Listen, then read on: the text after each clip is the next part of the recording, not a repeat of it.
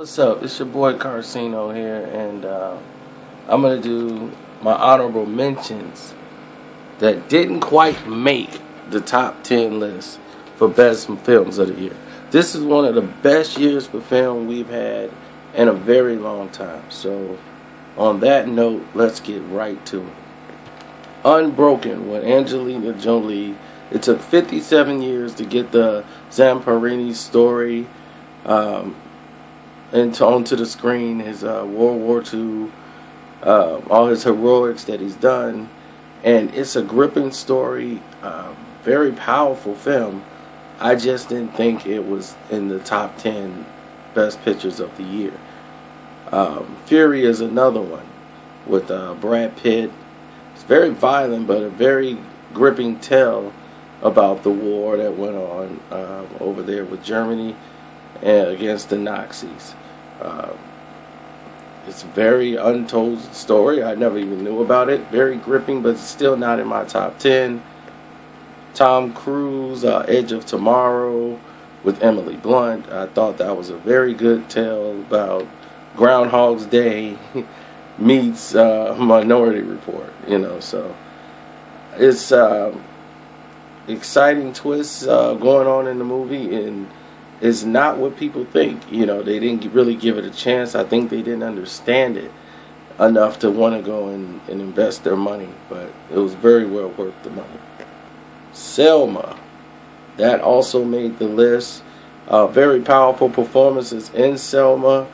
I just felt that they took a safe route. I felt in this, even though it was a non-violence movie, I think they just focused a little bit too much on certain issues of the movie. I don't want to tell it. That's why I'm trying to do it as objectively as possible, but you'll see what I'm talking about once you watch it. Chris Rock's top 5 almost made my list. It's Chris Rock's adaptation of Annie Hall. It's like the black version of Annie Hall, Woody Allen's film.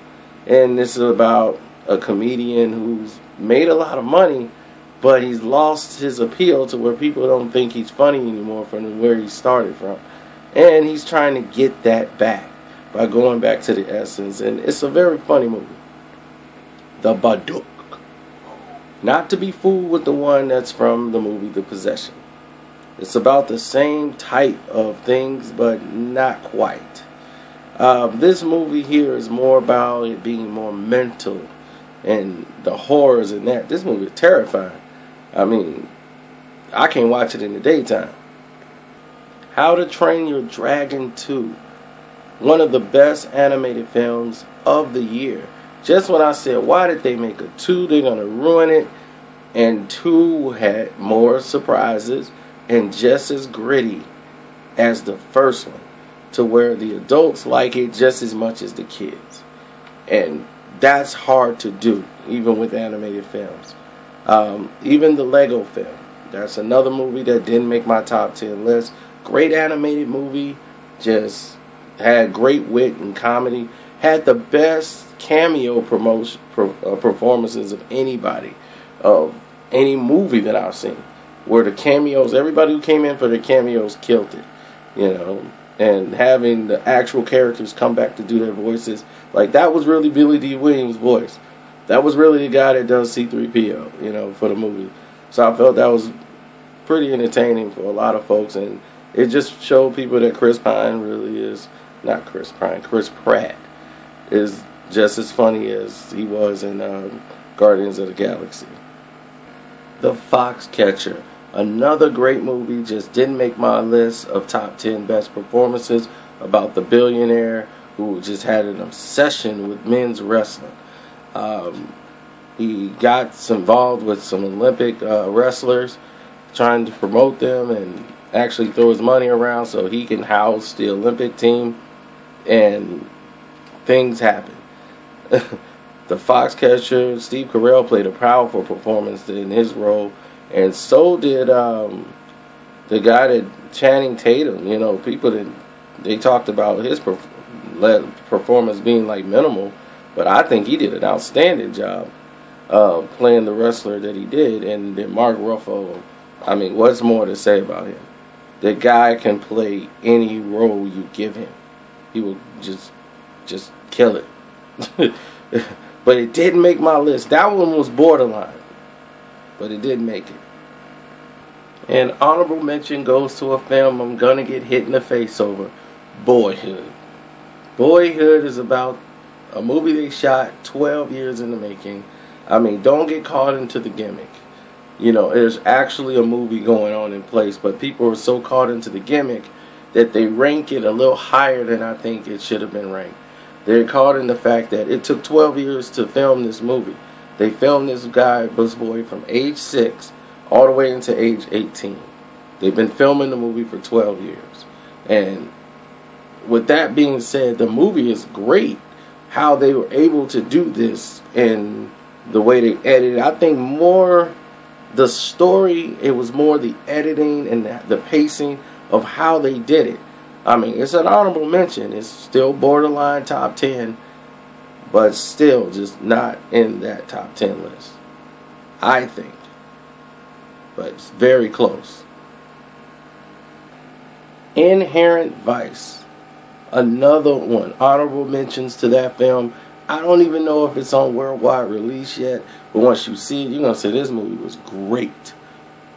Great. It was just a lot of great actors in here giving a great performance. I don't want to tell too much what the story is about because I don't want to give it away and then have it ruined for you. But just know that it's in the conversation for top 10. I just didn't feel it made it. And, of course, Hoffman leaves us with one of his best performances ever in A Most Wanted Man. A Most Wanted Man was in my top 10, got knocked out, then I put it back in the top 10. A Most Wanted Man is something that's going to grip you from beginning to end. You want to see how it's going to end, how they're going to protect this guy they got in custody. Powerful, powerful movie. Okay, and Rachel McAdams is, you know, she's Rachel McAdams. You're going to get a great performance out of her. But the tension that was in this movie I might just redo the list. No, I'm just kidding. Most Wanted Man is on the outskirts. Next, we have the Grand Budapest Hotel. Now, it's about the famous concierge, Gerald H., and all of his duties and what he's doing at this hotel during the war. This is more like the funniest quick comedy you've ever seen. Total British comedy. Reminds me a lot of Benny Hill and all those times. But totally great movie. Very well directed and shot. I hope they make sequels to this. It was very entertaining. I loved it. The Theory of Everything, the Stephen Hawking's film about his life, it could have went a lot better. This had potential to be one of the best films of the year. It's probably going to get a lot of award nominations, but they played the safe role, kind of like with Selma. When they could have went to certain areas, they just wanted to protect people's feelings and said, well, let's just do this and make it look too nice. If you're going to do a movie and you want to grip people, the truth sometimes is very powerful. And if it ruffles some feathers, it ruffles some feathers. But the truth needs to be accurate. Like, we need to have the truth be genuine. Do not compromise the integrity of the film. And when you compromise that, you can't get it back. And that's what happened with The Theory of Everything. They could not get that back. And because of that, it's not in the top 10.